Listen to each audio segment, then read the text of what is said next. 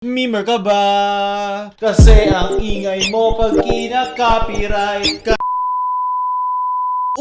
Neneng B, ninakawang beat, memes, pwede ka nang makopyright. Mga bata, bawal na sa internet. Tapos yung mga cancer ako nga pala si Mocha Frappuccino. Boom!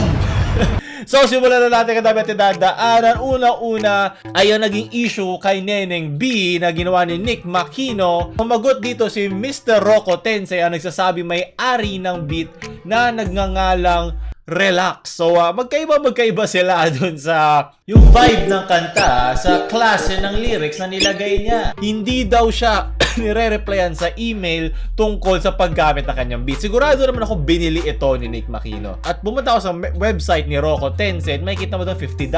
Magkano lang $50, diba? 2.5 lang yun. Pero syempre, hindi enough yun para gumamit ng isang kanta. Sa mga music law, sa mga music copyright law, marami yung iba't ibang layer. Hindi porket, nagbigay ako ng credit sa description, okay na yun. Hindi ganun yun. Okay? Kaya maraming mga matalino nakakataka sa Facebook. Matagal kasi yung Facebook sa pagtanggal ng mga copyrighted na songs. Lalo na pag maikli mo lang sila nilabas, hindi siya nare-read ng system as fast. Parang kumbaga viral na siya by the time na malaman nila. So wala na ring point. At ang pangalawa pa ito, kung monetize siya. For sure monetize yung video ni Tito Nick dati. Meron mga music copyright law na pwede mong gamitin sa isang kanta. Meron yung duration, kumbaga kung gaano katagal, ilang projects. Basta sobrang dami. Depende yung per label. Depende yung kung saan mo kukunin na beat sa iba't ibang mga music labels, mga nagdi-distribute. Kumbaga sila yung nagbabantay sa mga artists nila, sa mga creators nila para hindi naman sila malugi sa ginawa nilang art, 'di ba? Ayoko dito manlait sa gawa ng isang rapper, ng isang artist. Kumbaga may kanya-kanyang taste yan. Mabuti nga kasi pag alam mo ito yung pinakinggan ng isang tao, alam ko na, pwede ka na mag-assume kung anong klaseng tao to, 'di ba? At least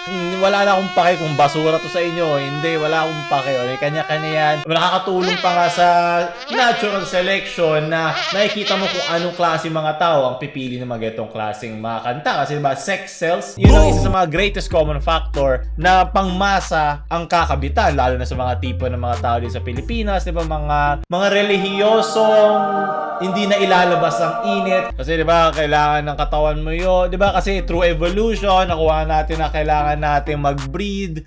Kaya laging binibigyan ng katawan mo ang sarili mo ng compensation para sa pagsunod doon sa mga pleasures ng katawan, di ba? Para doon sa init ng katawan. Every time na ginagawa ko to, nakaka-release ako ng endorphins. Kumbaga talagang continuously na nireregaluhan ka ng katawan mo pag sinusunod mo kabog ng iyong hindi pantog, pero ng iyong burat. Joke lang, pamilya kaming channel para yung kanta na to. Boom! Libro ka ba? Kasi gusto ko pag binabasa kita. Boom! Pagpatuloy natin, dami ko sinasabi.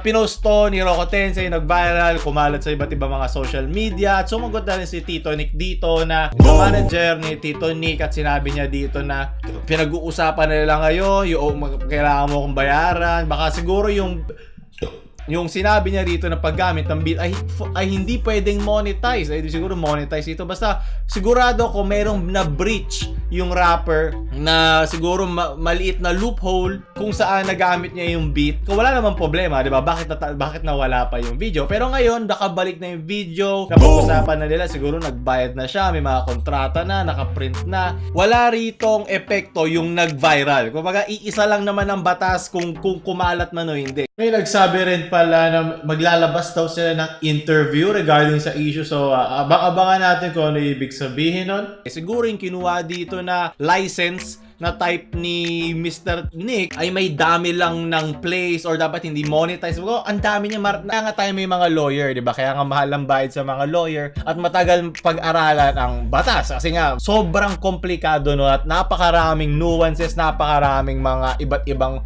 factors, maraming mga iba't ibang circumstances sa buhay. Simulat sa pool tapos na, pero syempre ang hindi mawawala dito ay boom! Ay yung mga memes. So, from Ann Espeleta, baka makapiright ako. Boom!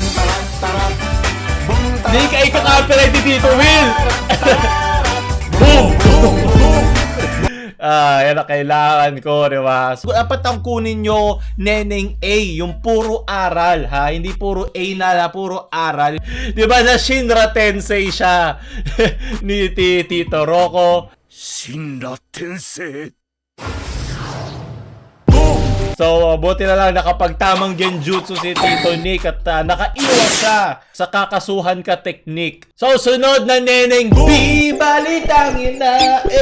Kung kilala nyo si Allergies Girl, kasi kamakailan na nakapirate ako ni Miss Allergies Girl at okay lang naman, hindi ako galit kasi age restricted yung video, so wala siyang kikitain doon. Pero nagulat lang ako na pati pala isang joke na nakuha niya yung paghaham kay Bob McFerrin dun sa yung hinaham niya sa simula no meme, yung Don't Worry Be Happy. So kinaka-copyright niya yung meme na copyrighted din. Puro copyright usapan dito, pero tanda na transformative naman. Siguro kailangan niya ng pera, okay lang naman. At ito rin yung same na kumpanya na nag-copyright din sa akin nung nag-viral yung Show My Rice na kanta, kung naalala niyo pa last year. Nung nagkaroon na siya ng label, ay hindi ako naman ito, minamanual copyright na nila. Medyo sukot lang na itong isang meme. Isang meme ika-copyright mo. Pero okay lang, diba? Ako rin pinagkakita ako din mga meme yun, kaya wala rin problema. Pero gusto ko lang siya isama kasi natawa ko. At sumakto sa ating copyright na tema ngayong balitang ina. So, sunod na Neneng B, balitang ina.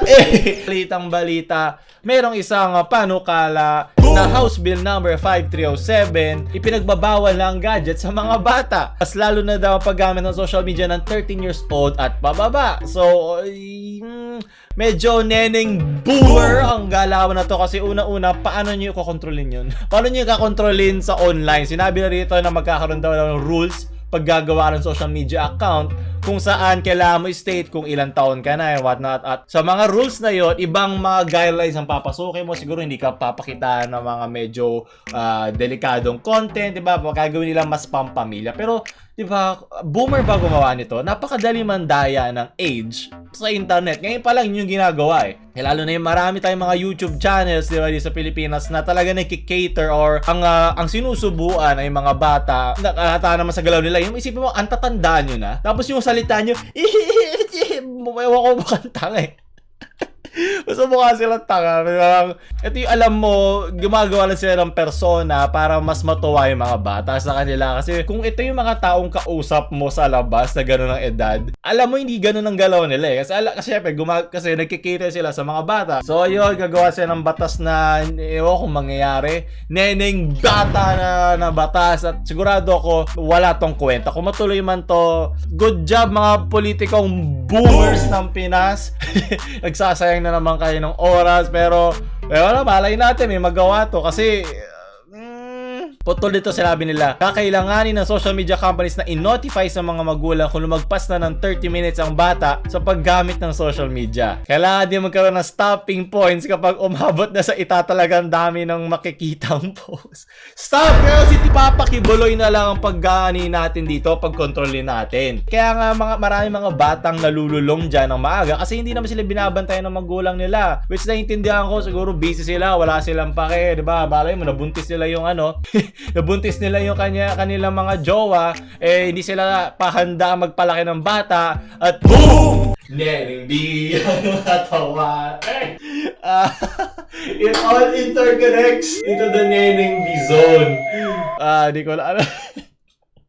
So good luck. So good luck na lang kung ano mang ipapaira nilang teknolohiya. Kasi I'm sure na hindi dapat sa social media to, dapat sa mga magulang na magpapalaki ng kanilang mga anak ang magtuturo sa kanila sa paggamit ng social media. Or total, baka iba dun, hindi naiintindihan. Medyo tumigas na yung utak nila. Saka mo bigyan niya. Kasi diba, madaling impluwensyahan ng bata. At speaking of madaling impluwensyahan ng bata, sumunod tayo sa sunod na balitang ina. Boom! Naglabas ngayon ng YouTube ang yung katawan ng isang COPPA, Children's Online Privacy Protection Act. Di ko lang kung tama yun, pakicheck na lang. Basta about sa privacy ng bata, may lumabas din sa akin na email si Tito YouTube. Mabisa na lang mag-email si Tito YouTube sa akin pag may copyright.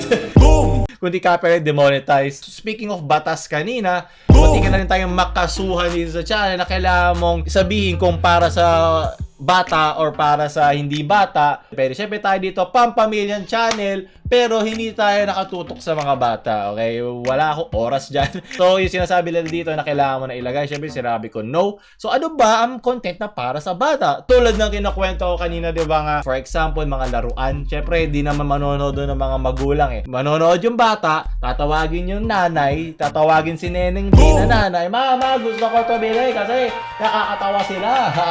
So, ayun, magtutuloy-tuloy. Bawal yun. Bawal mo bentahan ng bata kasi nga, hindi sila part of a selling market. Hindi mo sila pwede bentahan. Bawal yun. Siguro dumating na to na pressure ng YouTube dahil sa Ryan's Toy Review, isang international channel na ang main talaga is nagre-review yung bata, anak nila, na mga children's toy na alam mo, ang nanonood lang din mga bata. So, bawal na yun. Kailangan mo na ilagay yung settings sa videos. Sa mga gustong pagkakitaan yung mga bata dyan, mas mahihirapan na kayo. Ano, marami silang gagawin tulad ng i-disable nila ang personalized ads sa content for kids yung nakalagay sa video. So, sa teorya na yon, mas bababa ang kita ng mga YouTubers sa lahat sa buong mundo pag yung kanilang video ay nakalagay sa bata. O, paano? Hindi naman dayain na parang yung sa social media kanina eh. Ilagay nila yes, pero nire-risk mo, kumbaga magkakaroon ka ng added risk na ma-strike yung channel mo kasi syempre imo-monitor pa rin naman ng YouTube yan, dadaan ng onting oras at imo-monitor pa rin nila yan. Pwede mo parang ngayon nangyari kay Tito Nick kanina, pwede ka kunyari di mo alam, pero darating din yan at babalikan ng mga pulisya, di ba? Mapa sa YouTube or sa Facebook o saan sa man social media. So, mag-iingat kayo palagi. Hindi yan ang batang sinasabi ko. Nagkatitigayan yung tatlong mahilig sa bata. Boom! Sunod na balitang ina at panghuli, ito talaga hindi mo to maiiwasan ng kaso, okay? Ituloy ang kaso. Panoorin natin saglit. Mainis kayo tulad ko. Nakita ko na to kasi saglit lang eh. Tignan niyo yung ginawa ng Bobong B na to. Bobong B! Oh my God. Ayoko tignan. Hindi. Oh. God.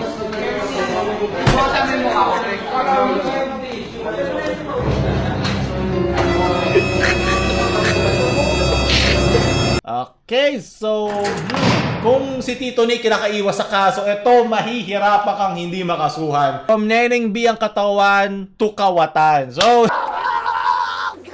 well, so sobrang blurred ng video. I'm sure hindi nila malalaman kung sino yung nakalagay dito. Pero please ha, total stricto na tayo sa mga bata, sa mga millennials dyan, sa mga kapwa ko millennials, Gen Z, diba? Huwag natin bigyan ng kapangyarihan ng mga boomers, okay? Pakitigil yung katangahan na to.